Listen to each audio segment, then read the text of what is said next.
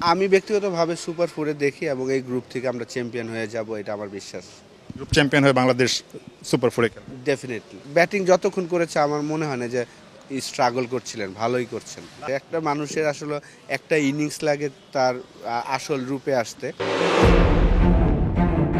সবার মুখে হাসি ম্যাচের পরদিন আবুধাবির বিখ্যাত শেখ জায়েদ গ্র্যান্ড মস্কের সামনে টাইগারদের দারুণ একটা ছবি। শ্রীলঙ্কার বিপক্ষে ম্যাচের আগের দিন সবার ছুটি, হংকংকে হারানোর পরদিন সবাই খুশি। কিন্তু আগের রাতে ম্যাচ জয়ের পরও সবার ওই হাসিটা একরকম মিলিয়ে গিয়েছিল। হংকংয়ের বিপক্ষে যে টাইগাররা পেতে পারত আরো সহজ জয়, বাড়ানো যেত রান রেটটাও। জয়টা অবশ্যই দরকার, মোমেন্টাম পেয়েছে, বাট স্বস্তি কি পেয়েছে বাংলাদেশ দল আপনার কাছে মনে হয়? স্বস্তির মতো জয়? 4-5 ওভার আগে জিততাম তাহলে হয়তো আমরা ডিফারেন্ট কথা বলতাম, কিন্তু আমার কাছে এটা ম্যাটার করে না। জিতাটা ইম্পর্টেন্ট। আমি এটা নিয়ে এত ওয়ারিড না। আমাদের নেক্সট ম্যাচে আমরা কিভাবে জিতবো, কিভাবে ভালো ক্রিকেট খেলতে পারবো সেইটা নিয়ে প্ল্যান করাটাই বেটার অপশন। আর আমাদের এই বিষয় নিয়ে কথা না বলাটাই ভালো আমি মনে করি। আপনি যদি দেখেন আফগানিস্তানের রান রেটটা এখন 4 point something, plus 4 point something, Bangladesh 1 point something.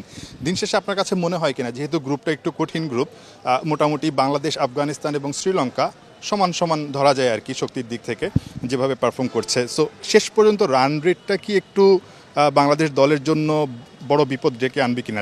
আমি ব্যক্তিগতভাবে ওইভাবে চিন্তা করছি না। আমি ম্যাচ বাই ম্যাচ যদি 3টা ম্যাচই জিতি তাহলে তো আর রান রেটের কোনো প্রশ্নই আসে না। আপনার গ্রুপ চ্যাম্পিয়ন এমনি হচ্ছে। তাহিদ হৃদয়ের জন্য কি ব্যাট করাটা একটু কঠিন মনে হচ্ছে? মানে তাহিদ হৃদয়কে সাম্প্রতিক সময়ে তার যে ন্যাচারাল ক্রিকেট সেটা খেলতে দেখা যাচ্ছে না। গতকালও দেখেছি একটু স্ট্রাগল করছে। হৃদয়ের খেলাটা নিয়ে আসলে কি বলবেন, তার ব্যাটিং অ্যাপ্রোচটা নিয়ে কি বলবেন? দেখেন, দিন শেষে সে নট আউট ছিল, এটা আমার একটা ভালো লেগেছে, কারণ ব্যাটসম্যানের ফিরে আসার জন্য কয়েকটা ইনিংস প্রয়োজন হয়। রিসেন্টলি তার ফর্মটা ভালো যাচ্ছিল না, তো কালকে সে নট আউট ছিল। আরও 2টা ম্যাচ বাকি আছে, সেখানে যদি তার ন্যাচারাল গেমটা চলে আসে, একটা মানুষের আসলে একটা ইনিংস লাগে তার আসল রূপে আসতে। তো আমি আশা করব যে যেই 2টা ম্যাচ আছে, কারণ লাস্ট শ্রীলঙ্কা যখন এশিয়া কাপ হয়েছিল সেই এশিয়া কাপে কিন্তু, যদিও সেটা 50 ওভারের এশিয়া কাপ ছিল, সেখানে আফগানিস্তান এবং শ্রীলঙ্কা 2টা টিমের সাথে তার 50 ছিল। তো আশা করব যে এই নট আউটটা তাকে আবার নতুন করে শুরু করবে, আমি মনে করব এটা। এবং ব্যাটিং যতক্ষণ করেছে আমার মনে হয় না যে স্ট্রাগল করছিলেন, ভালোই করছিলেন।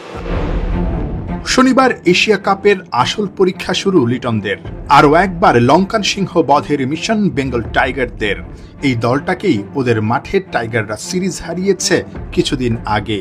শুধু শ্রীলঙ্কা না, আফগানদেরও নাকি হারিয়ে সুপার ফোরে উঠবে বাংলাদেশ গ্রুপ চ্যাম্পিয়ন হয়ে। এশিয়া কাপে কোন জায়গাটায় দেখেন গুরুত্বপূর্ণ 2টা ম্যাচ আফগানিস্তান এবং শ্রীলঙ্কার বিপক্ষে আছে, মানে আপনার প্রেডিকশন কি, বাংলাদেশকে কোন জায়গাটায় দেখছেন? আমি ব্যক্তিগতভাবে সুপার ফোরে দেখি এবং এই গ্রুপ থেকে আমরা চ্যাম্পিয়ন হয়ে যাব, এটা আমার বিশ্বাস। গ্রুপ চ্যাম্পিয়ন হয়ে বাংলাদেশ সুপার ফোরে খেলে। ডেফিনেটলি। সে আপনি যেই স্বপ্নের কথা বলছেন, চ্যাম্পিয়ন হয়ে বাংলাদেশ, মানে গ্রুপ চ্যাম্পিয়ন হয়ে সুপার ফোরে যাবে। প্রচণ্ড গরম, আমরা টপ টপ করে ঘামাচ্ছি আশরাফুল ভাই। আবুধাবিতে কিন্তু এর চাইতে আরও বেশি গরম। গতকাল আমরা দেখেছি কিভাবে স্ট্রাগল করেছেন ব্যাটাররা। এই ধরনের স্ট্রাগল করেই বাংলাদেশ হয়তোবা বড় একটা কিছু অর্জন করবে। সামনে বড় 2টা পরীক্ষা, আফগানিস্তান এবং শ্রীলঙ্কা। সেই 2টা পরীক্ষায় বাংলাদেশ যদি পাশ করতে পারে, আশরাফুল ভাই যেটা বললেন আসলে সেই স্বপ্নটা আসলে সত্যি হবে। আমরা সেই প্রত্যাশাটাই করছি। নাহিয়ান বিন জসিম।